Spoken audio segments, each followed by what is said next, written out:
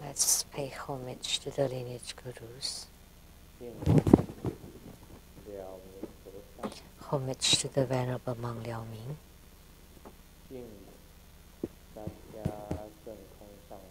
Homage to Master Sakya Zeng Kong.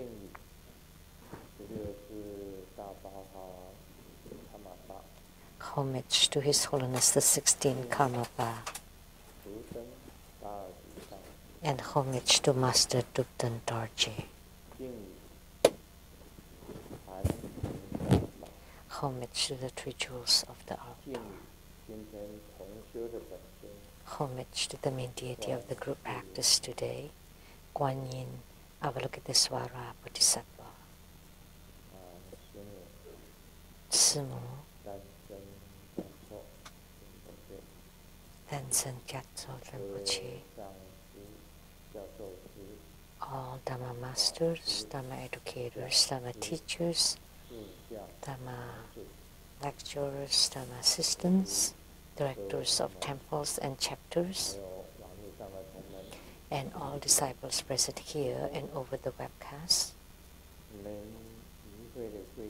and our participating VIPs today are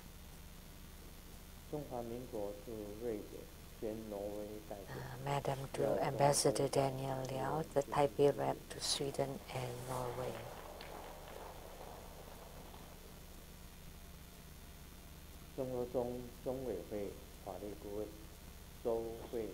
The Law Advisor to True Buddha Foundation, Dharma Sister Jennifer Zhou. Accountant to True Buddha Foundation, Dharma Sister Teresa.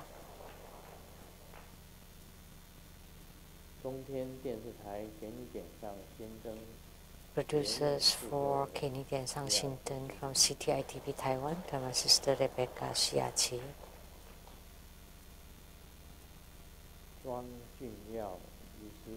Dr. Ryan Zhuang.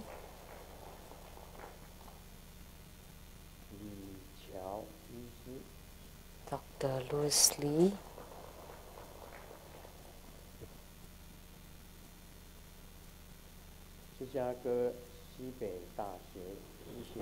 From Northwestern University of Chicago, the professor in medical college, Dr. Zhang Qiang.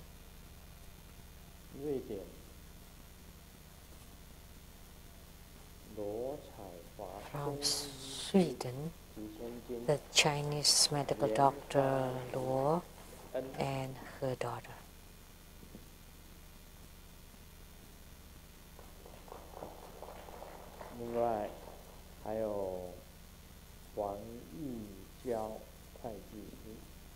And then accountant Huang.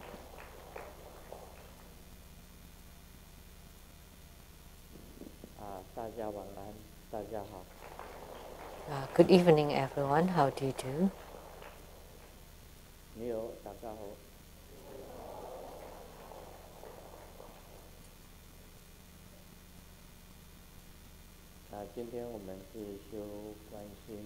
So this evening we practice Guan Yin Avalokitesvara Bodhisattva as the deity yoga in the group practice.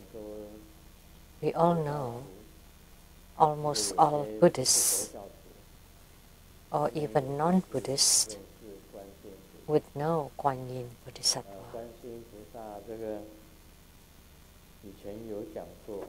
I have talked about Guan Yin Bodhisattva in the past, that in every home there is Amitabha, and in every family there is Guan Yin Bodhisattva. So Guan Yin Bodhisattva is the same as Amitabha Buddha, who has a deep and great affinity with us, with sentient beings. So every Buddhist would know Guan Yin Bodhisattva. Many people chant not only Amitabha Buddha, they also chant Namo Guan Yin Bodhisattva or Namo Guan Si Yin Bodhisattva. Many female practitioners have Guan Yin Bodhisattva as their Yidam, personal deity.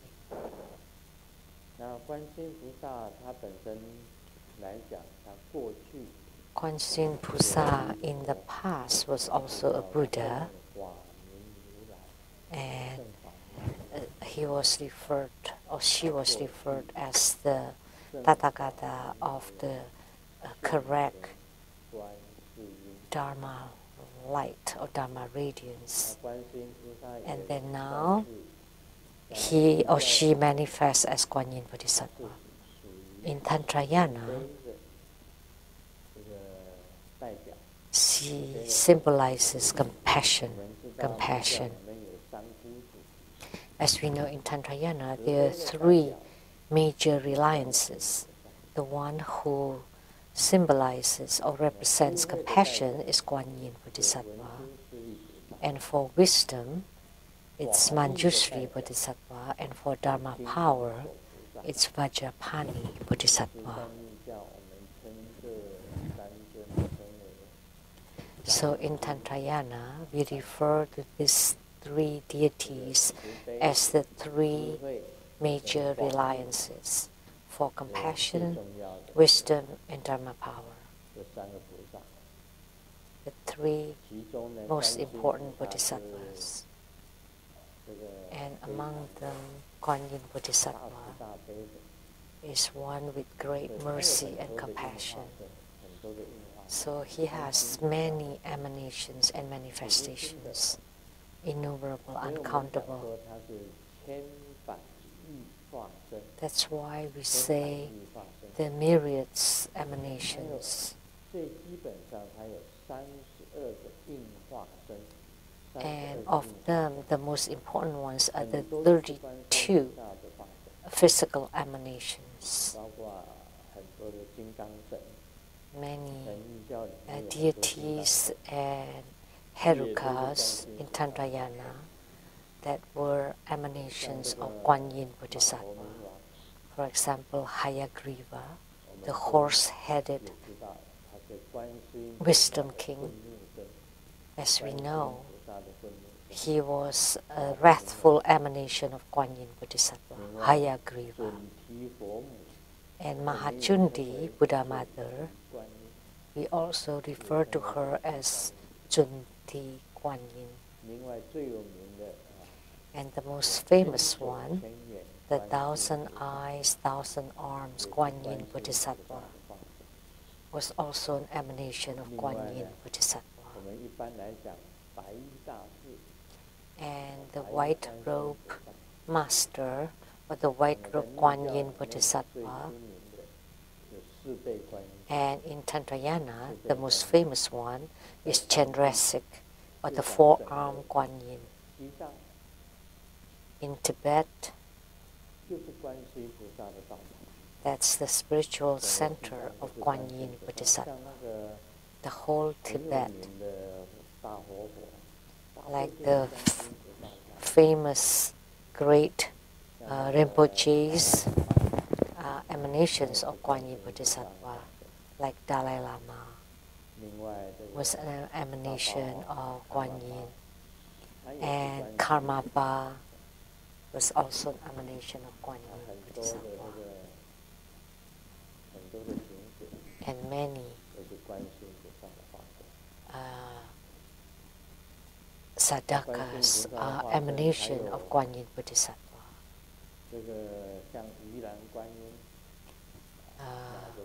There's also an Yilan Guan Yin, the Guan Yin with the fish basket, holding the basket with fish, or the pure water vase, Guan Yin with the water vase to sprinkle the sweet nectars, or the kings of ghosts, for example, for the Luo Tian ritual or birth deliverance ritual. The burnt face king of ghosts in the Luo Tian ritual was also an emanation of Guan Yin Bodhisattva. So that's why myriads emanations. So in the universal gate of Kuan Yin Bodhisattva, you would know that he manifests as all different bodies to deliver all different kinds of sentient beings. You have all recited the Universal Gate Sutra of Kuan Yin Bodhisattva, Pu Men Ping. So in the Kuan Yin Universal Gate Sutra, it was mentioned that whatever form you take, Kuan Yin Bodhisattva would manifest in that form to deliver you.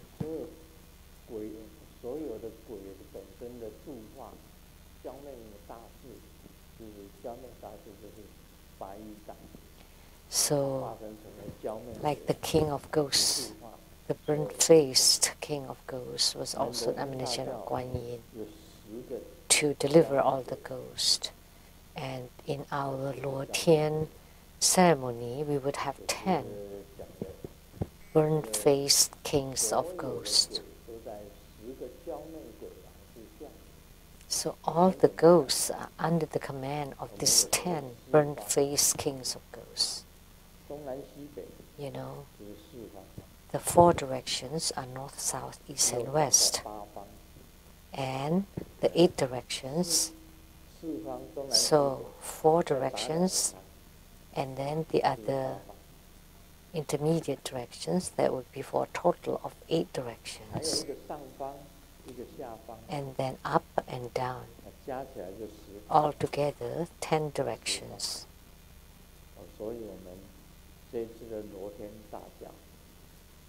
So our Luo Tian Bardo Deliverance ceremony this time,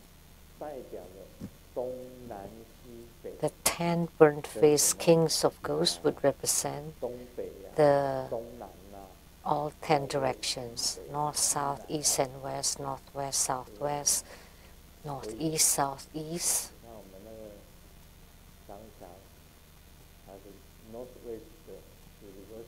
So, Zhangqiang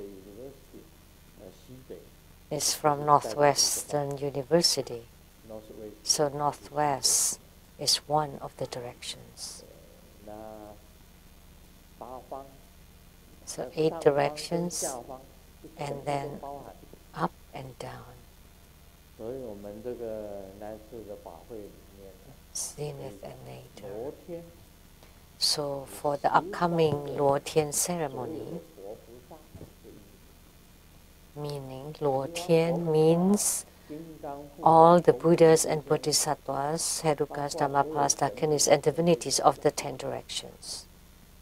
They all would descend to the ceremony, including all the ghosts of the 10 directions. So it would be unrestricted, which means it is open for everyone.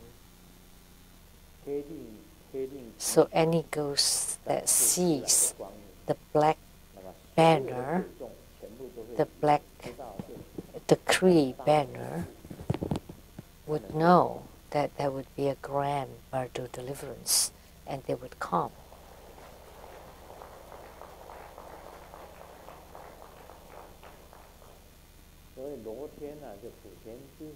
So Luo Tian means everything under heaven, including all the temples of the 10 directions, all the deities inside the temples of the 10 directions that have heard about the news will also come and attend the ceremony. So it is unrestricted, which means we will not set any boundary or ceremonial demarcation. So everyone in the netherworld can come, and all the gods inside all temples can come. So that's why it's called the Luo Tian Da Jiao. And in Taiwan, it's called the Universal Deliverance of the 15th of the 7th month. And in Buddhism, we also call it the great offerings to the netherworld of the Tamang mountain. And in Taoism, it's called the Luo Tian Da Jiao. So not only all Buddhas, Bodhisattvas, Herukas, Dhammapalas, Dakinis, and divinities, and all the deities in Taoism will also be invoked and invited, including Jesus Christ, Maria, and also Allah, all will come.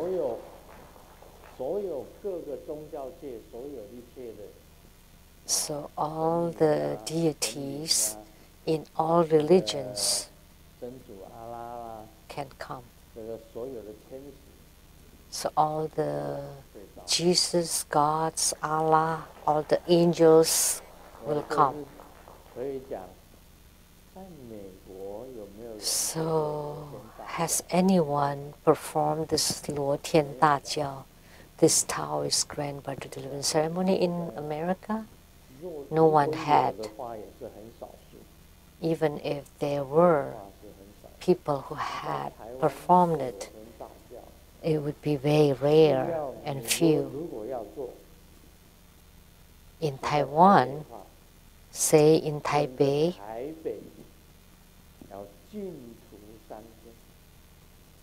then they should restrict any butchers, any killings in the whole area of Taipei for 3 days. If in Taiwan, they would restrict all killings for 3 days. So if they were about to perform the universal deliverance in Taiwan, then everybody should go on vegetarian meals and no killings for 3 days or 7 days. And they should set up 7 huge altars to invite everyone.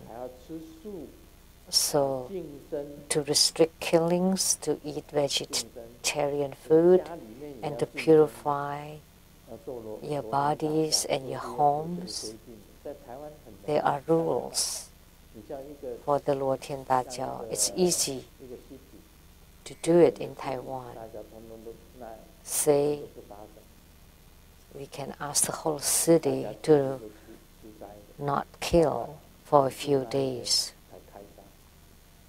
And then on the day of the ceremony, then they can start again. But in America, in Oakland,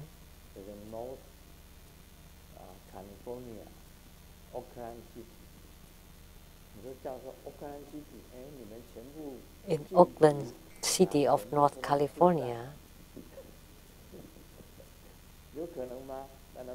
is it possible to ask the whole city of Oakland to stop killing and to eat vegetarian food?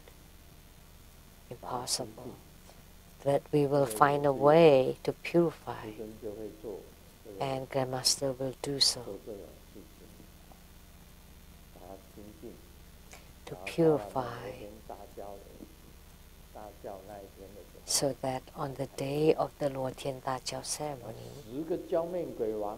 it starts again. So all 10 burnt-faced kings of ghosts were all emanations of the white robe Guan Yin Bodhisattva. So today, Grandmaster is wearing white. It represents the white robe master, or the white robe Guan Yin Bodhisattva. So think about it. The white robe Guan Yin Bodhisattva is with compassion, kind and compassionate, but his emanations become very fierce and wrathful, burnt-faced kings of ghosts. Why? Because they have to handle the evil spirits. So you have to be more forceful and more fierce than the evil spirits.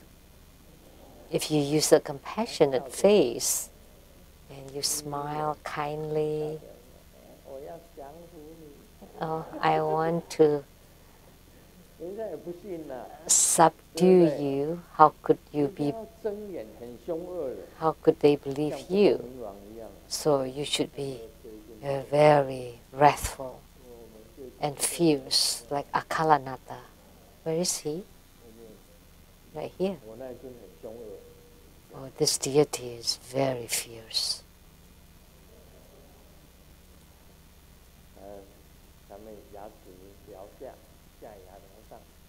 So the upper fang going up, going down, and the lower fang going up. And from the Vajradhatu, Dharmadhatu, and with the seal and sword seated there, very wrathful.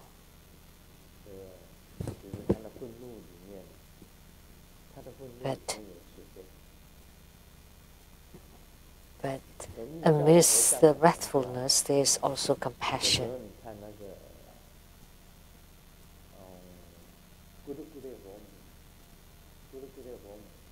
So look at Gurukule Buddha Mother. It's very difficult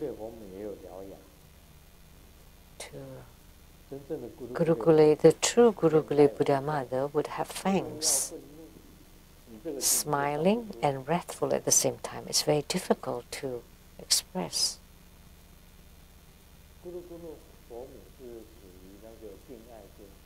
Gurukule Buddha Mother is a love deity, magnetizing. So that's why she's smiling. But she can also subjugate and subdue enemies. So that's why she also looks wrathful. That's why I often said the smile of Mona Lisa. So, do you think Mona Lisa is smiling?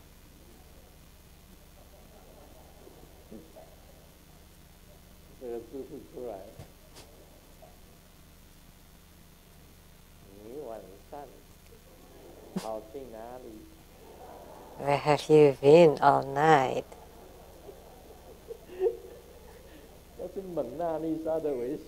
That's Mona Lisa's smile. You're back so late.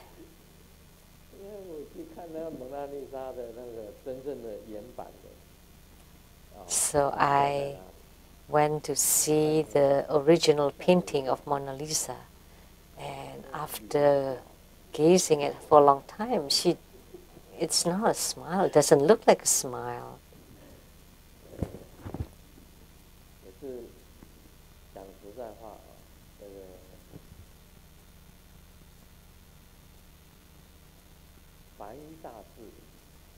Frankly speaking, the white robe Guan Yin is compassionate towards sentient beings, and her wrathful emanations, although the wrathful emanation look fierce, but inside there's still the compassion.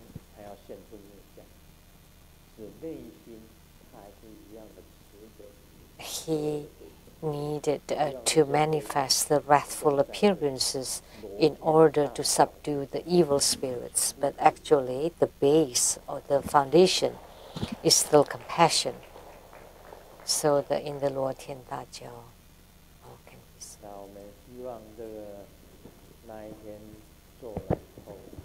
I hope that after the ceremony on that day, I hope that many people who are attached by spirits or encountering ghosts,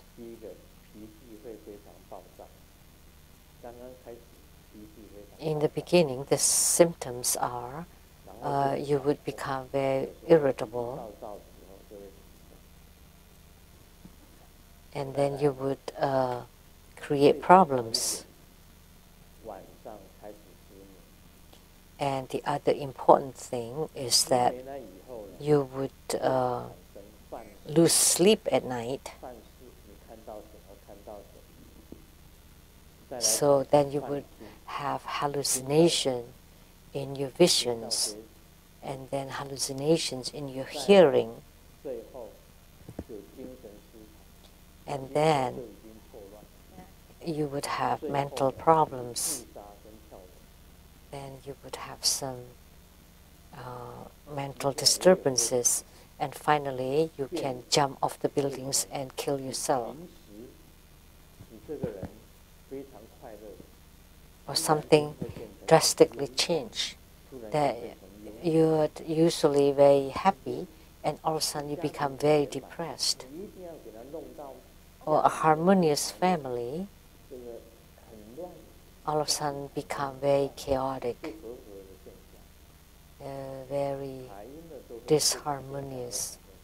So that's disturbances by ghosts and spirits. Typically, that's how they are. So if there's the nether spirits entering into you, then they would create problems inside you or in your family. So we want to chase away all these yin spirits and then try to deliver them.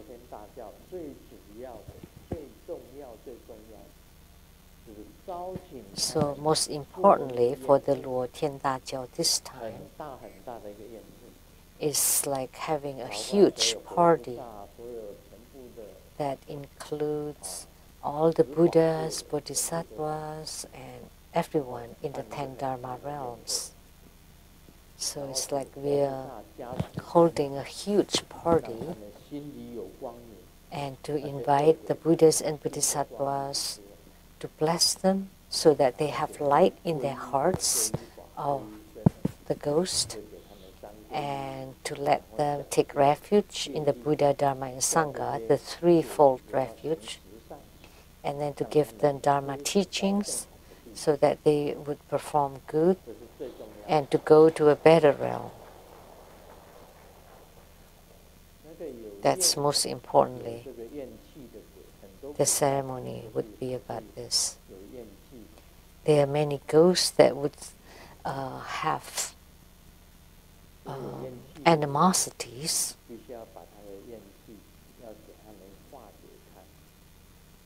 So we need to resolve their animosities, resentments and hatreds, so that all the negatives become positive and all the bad becomes good.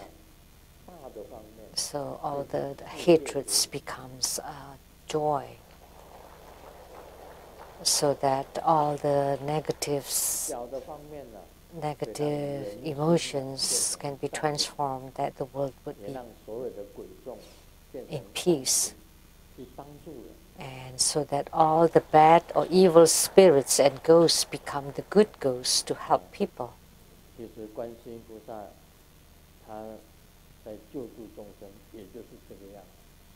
So that's how Guan Yin Bodhisattva delivers sentient beings. They are definitely to help sentient beings. They will not bother people and attaching to people.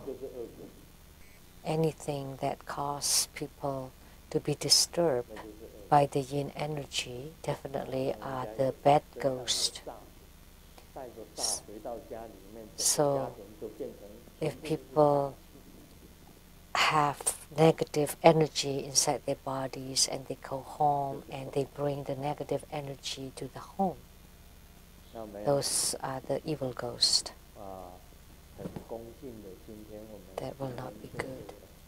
So with the utmost respect, today we perform the Guan Yin Bodhisattva as the main deity of our group practice today.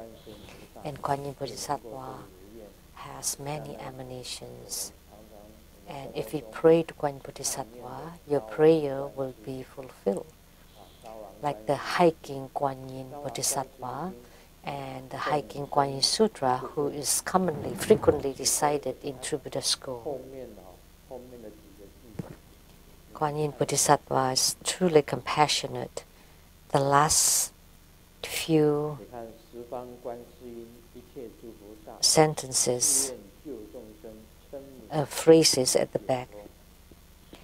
Kuan Yin Bodhisattva of the 10 directions, and all bodhisattvas vow to save sentient beings, all beings liberated when calling upon their names. The ones with wisdom expounded diligently, one with affinity recited at all times. By reciting the sutra 1,000 times and be mindful of it constantly, flame cannot harm one, knives and weapons will break instantly, anger turn into happiness, and death change into life. All good things. So many disasters and calamities can be transformed by chanting Hiking Kuan Yin Sutra. So the big calamity becomes a small calamity, and the small calamity becomes nothing. And without calamities, you can increase your good fortune, your wisdom, your provisions and resources, and also to enhance your wisdom. So even just hiking Kuan Yin Bodhisattva has such power. So today we will continue to talk about Lamdre, stopping unyielding rise to exit evenly. In the real practice is to perform the complete 9 postures of quiet contemplation. Focus on the brow point, and the key here is to exhale fiercely through both nostrils, and after exhalation hold it as long as possible and never inhale back the air immediately. This is crucial. So your mind or your thought should be placed at the brow point, a little above the 2 brow. That's the brow point. Place your mind at the brow point, and the key point is to exhale fiercely through both nostrils.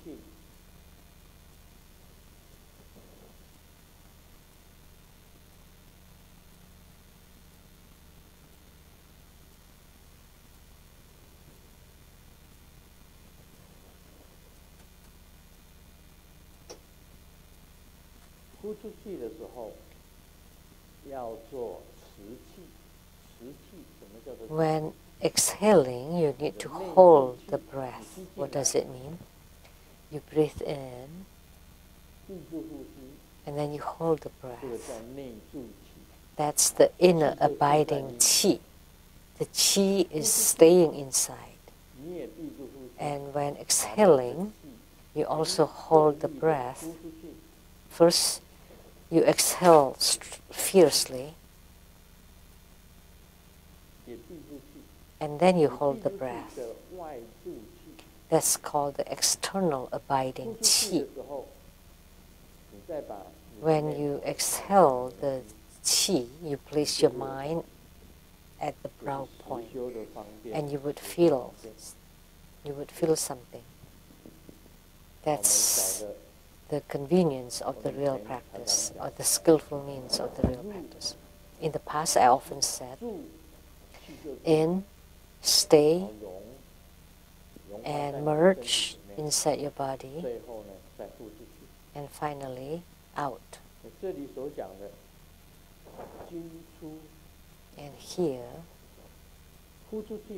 exhale and hold the breath, and place your mind at the brow point. Then you focus at the brow point. The yoga of India often teaches you to focus at the 3rd eye, and that's the brow chakra, the brow point. This is the 3rd eye. If you often concentrate on this point,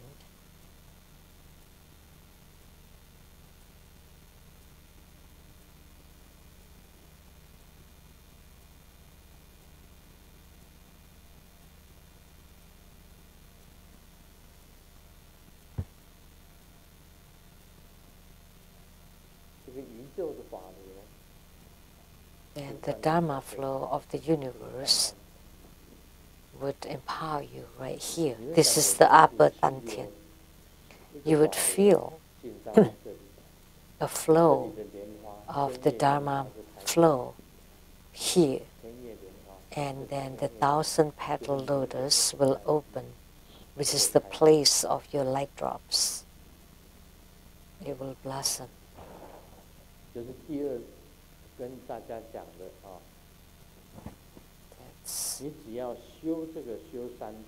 So, if you commit to this practice for 3 days, and then concentrate your mind on a space in front of you at about an elbow length.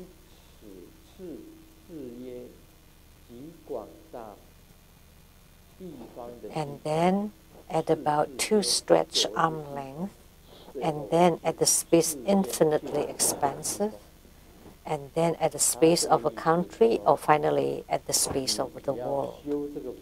So what he meant here is by practicing this practice for 3 days, exhale and place your mind at the brow point.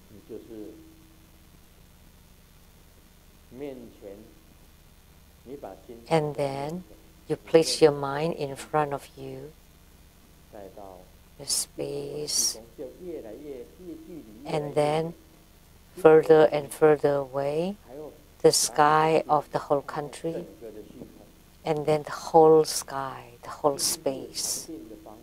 That's the method of entering into meditation. Then practice the mind concentration at no discernment whatsoever. And the quintessential Qi practice is the same as above. Why do you want to place the mind in the sky? It's so that you have no thoughts, so that you didn't think of anything. That's the forgetfulness sitting. At first, you place the mind right here, and then in front of you, and then in the sky above a country, and then the whole complete perfect sky or space, which means you have no thoughts anymore. Your thoughts enter into space, and you don't want to generate any more thoughts. And only then you would be able to enter into quiet contemplation, which is meditation. So the practice would focus on no discernments. So if you have discernments or discriminations, then there would be thoughts. So if you have no discernment, there would be no thoughts. And when you have no thoughts, then sitting in forgetfulness, and that would be meditation. So to practice meditation, to practice samadhi, you have to have no thoughts.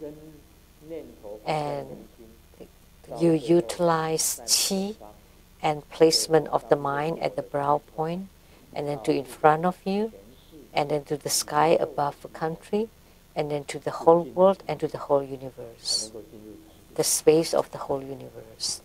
And only then you would be able to enter into meditation. And the fifth instruction is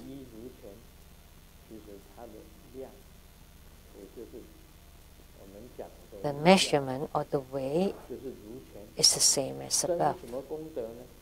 And the merits generated,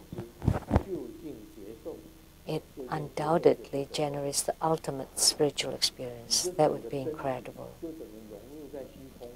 So your whole body merges with the whole space, or the whole space or the whole sky is your body. That's the spiritual experience. And the calamities dispelled, it can ease headache, alleviate any diseases related to bleeding eyes, etc. If you often have headaches, you can practice like what I said earlier. You exhale your qi fiercely, and then you hold your breath. You place your mind at the brow point, and then you move your mind to in front of you, to the sky above the whole country, and then to the whole space. And then when there are no discernments anymore, then your headache will disappear. Or the bloody eyes would also be cured. And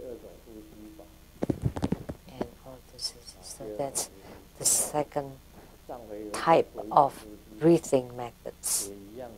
And before, I was also talking about a different kind of breathing method that can eliminate all kinds of ailments.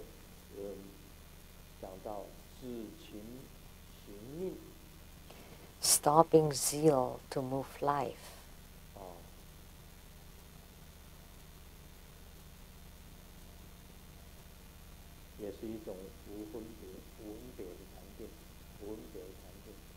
That's also a meditation of non-discernment. So this is talking about the methods of practicing qi and the pith instructions and the spiritual experiences generated. And what is the ultimate spiritual experience is that your whole person disappears. Then of course the headache and the bloody eyes ailment will also disappear. And all afflictions, worries and troubles will disappear. All sufferings will disappear. And also all joy will disappear. So due to the non-discernment, everything will be eliminated. So practicing qi is a kind of convenience. By use of the qi practice, you enter into true meditation, true samadhi. And you have to apply it, to put it into real practice, either external abiding qi or internal abiding qi. And the same with the Vajra chanting. You have to do it, you have to practice it. The wife asked the husband, "Hubby, why are you sleeping or lying down in your day off?" And the husband replied, "Hey, you don't know. I'm learning from the Buddha." "How come learning from the Buddha you're lying?" "Because I am learning from the lying Buddha." Of course, it is difficult to say whether it's true or not. In Grandmaster's practice, before sleep at night, Grandmaster will perform a Dharma practice, and I would do it lying down. And sure, I'm practicing Buddhism then. What would Grandmaster do? Very simple. With Om, a ray of white light shoots to the sky. With Ah, a ray of red light shoots to the sky, and they merge. And with Hom, from the heart chakra, a ray of blue light shoots to the sky. You're laying in bed, and the three rays of lights fly to the sky, and they merge, and with the pang, pang, they would become like fireworks, like at July 4th, with pang, it's like a firework, and it would descend, lots of lights, nets of lights, of red, white and blue lights, covering your whole bed, and you would be sleeping inside the light.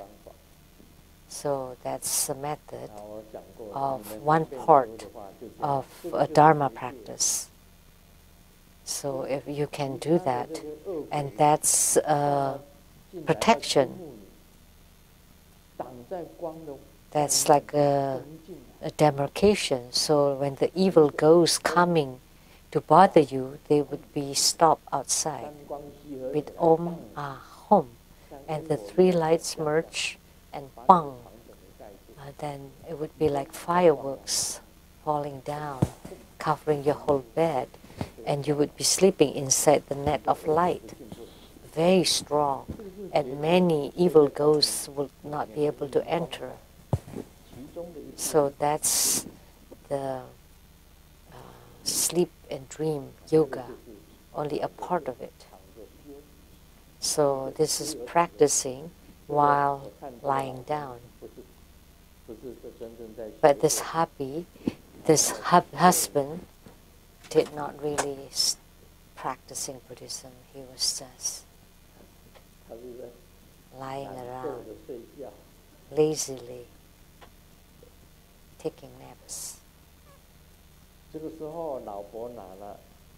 And then the wife took a basin of water and then poured it onto the husband's head. And the husband asked, "What are you doing?" "Well, I'm practicing Buddhism too."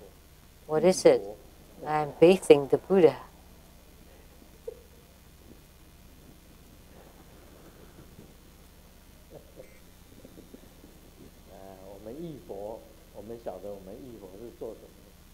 We know when we bathe the Buddha, so when you bathe the Buddha with this first scoop, you need to visualize that that's bathing yourself, that the water is being spewed by the 9 dragons, so that all your black energy and black karma would be cleansed and exit from the bottom of your feet. That's the true bathing of the Buddha. So it's not that the Buddha needs bathing, standing there waiting for you to bathe him. No. So actually you're bathing yourself so that you cleanse all the impurities, the contaminants inside your heart, and then expelled it through your skin pores. So there are always methods or ways to practice, to cultivate spirituality. There was a zoo with not many animals, because everybody likes panda. So the zookeeper asked the employee to pretend to be a panda. In Taiwanese Chinese, it's xiong mao. In mainland Chinese, it's mao xiong. Actually, it's the other way around. It's all the same. But one day, this person fell into the cage of a tiger. And the tiger was approaching him. And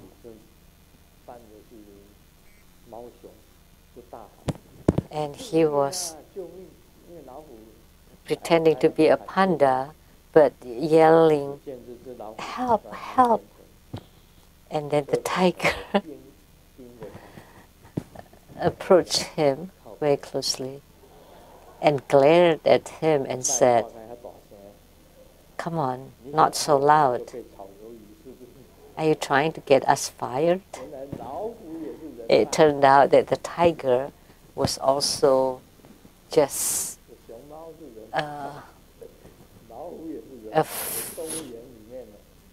acted by human beings. In reality, human beings can act to be a lot of things. Like nowadays, the Buddhist practitioners, from outside to the inside, from inside to outside, you want to be authentic, to be truly spiritual cultivator, then there would be a true spiritual cultivator. If you just pretend to be a spiritual cultivator, but inside you're a wolf, then that would be really horrible. Then you would eat up a lot of people. So as true Buddha disciples, you have to have the good eyes to recognize who is the wolf and who is the tiger.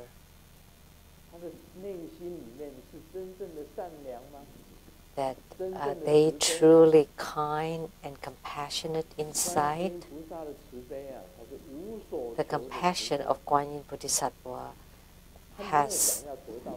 does not ask for anything in return. Guan Yin Bodhisattva never asks for anything, doesn't want anything, because he was a Buddha and he is a Bodhisattva. He is truly compassionate towards sentient beings. It's not that you need to give something back for a kindness or compassion. Then that would be a true compassion. You should not remember the kindness and compassion that you give to other people. You will not remember, like, this person owe you this or that. That's why I have said that a true Padma Kumara does not ask for anything, never asks for money from the disciples or for ceremonies or anything. And I would perform dharma for you, and as long as it succeeds to help you, I ask for anything in return. I ask for nothing in return. I ask for nothing in return. Then that would be a true Padma Kumara.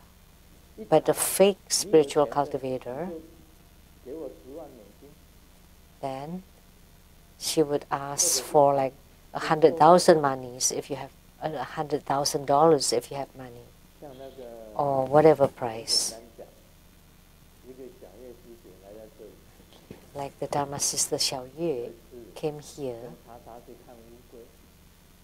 and one time she went to see a turtle with XX, and XX said that the turtle was her brother from past life. And in the past life, you owed your brother hundreds of liang of gold.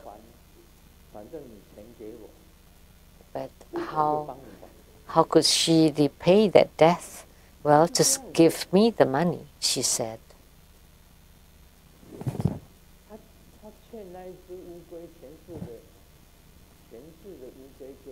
So the Dharma sister owed the brother from the past life for hundreds of liang of gold.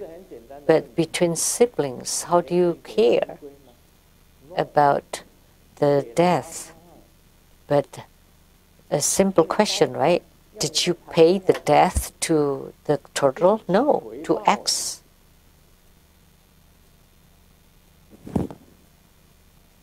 So she wanted money. So that's why she asked for something. But a true Padma Kumara would never ask for anything. Then there would be a true compassion.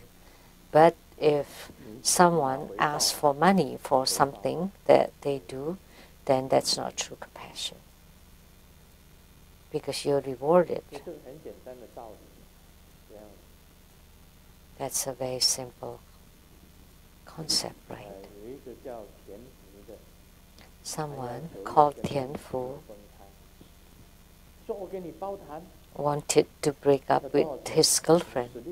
And then she said, okay, I can do a special ceremony for you. How much? 160,000 US dollars. And he said, I'm just a student. How come? I don't have any money. Hey, but you owed this girlfriend 4 million US dollars in the past life. So now I just want 160,000 from you. That's really cheap. So you saved 3.84 million already. So this is really cheap for you already. But hey, who knew? Who knows how much money he owed? That's all lies, just lies. Lian Hua Tian Fu. He said in his spiritual cultivation, in his spiritual consultation letter, he wrote, in my warehouse there are many swallows. Why? And then X replied, all those swallows were ancestors from your past life. What should I do then? Well, then you should just pay for the ceremony. And then afterwards, he asked again, how come the swallows still come to eat the grains of rice at my warehouse, even after I paying for the ceremony? Why? Do you still want to ask that? So it's crazy that people ask such questions, and the answers are crazy too. The answers is because they want money. So the swallows, of course, want to eat the grains of rice. If you're not a barn filled with rice, why would the swallows go there? Why do you want to ask such questions? And then the answers that, oh, they were all your ancestors. That, wow, so many ancestors. Oh gosh. So that's why you have to have the proper or the correct faith. The husband said, if I win the lottery, what would you do? And the wife replied, I will take half of it and then leave you.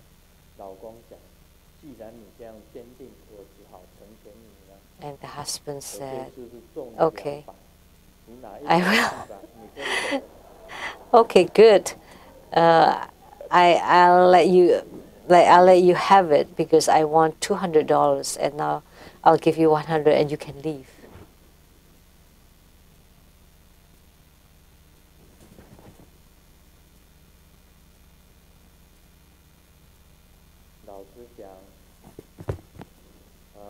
The teacher said, okay, students, use 4 words to describe an ugly person. 4 Chinese words.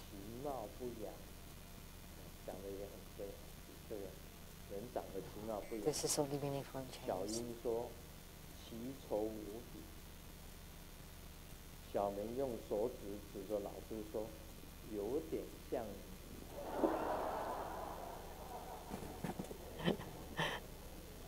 老师没有话讲啊。A little bit like you, and the teacher had no more to say other than saying, "Get out of here." 然后我们学佛的人 As Buddhist practitioners, most importantly, you have to have the right mind. And not only that, you have to have the wisdom eye. Please use your wisdom. Please be wise. All animals in front of XX become ancestors of everybody.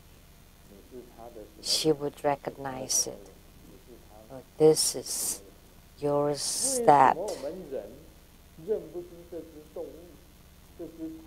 But how come the human beings don't recognize the animals, the crab, the fly, the spider, whatever? But the animals can know. They would have a psychic power, like the turtle. Oh, this is my sister from the past life. I don't believe that. Or the spider hanging there. And the spider.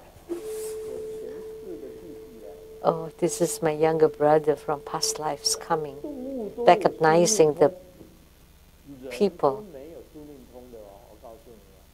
So human beings don't even know about their past lives. How could animals know about their past lives? Think about it.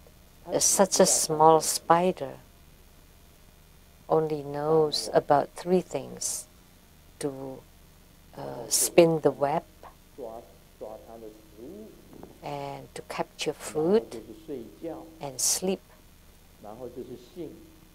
and sex, and then breed lots of tiny spiders. How could it recognize you as someone from the past life? And how about the transcendent power of human beings are not even there? And we have souls. How about animals?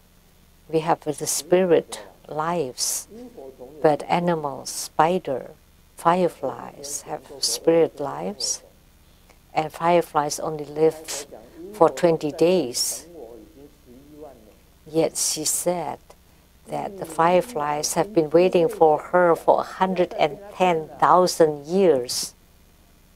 Come on, think about it. Don't be cheated or tricked by her anymore. So, if she said that this ant is your grandpa from past life, then I would step on it and then try to deliver it. How could the ant recognize me and I don't recognize the ant? You know, really, I want to just reprimand her. But think about it.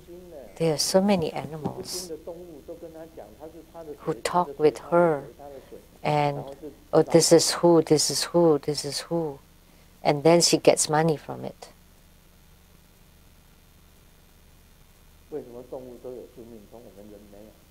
How come? The animals know about past lives, but we don't. Do you know about your past lives? What did you do in your past life, Reverend Lily?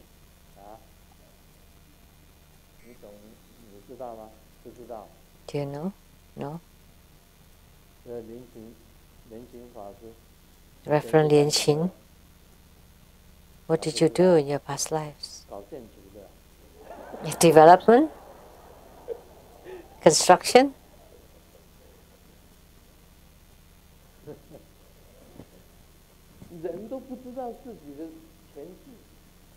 We don't even know about our past lives, but all the animals know about their past lives. Oh, jeez. It really drives me nuts. Lies, that's just lies. Use your wisdom to think about it. And the llama, the animal that looks kind of like a horse, waited for her for 500 years. And the elephant waited for her for 500 years. See, this is how we acted to be an elephant in the past. Also waited for her for 500 years. This huge animal also waited for her. Come on, wake up. Otherwise, I would go mad. I would be crazy, knowing what she did. We have to have the right thought, and we have to have wisdom.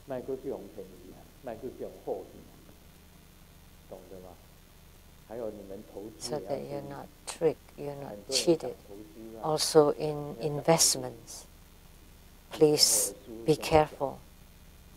In the past, my gurus told me, only invest in something that you can control, things that you can see. But things that you cannot see, things that you cannot touch, things that you cannot control, even by saying something, it's not beyond your control, then please don't do it. So please, you have to be wise about it, and you have to comply with the laws. In investing, you need to check on their criteria. If it's not beneficial to you, please don't invest in it. Om Mani Padme Hum.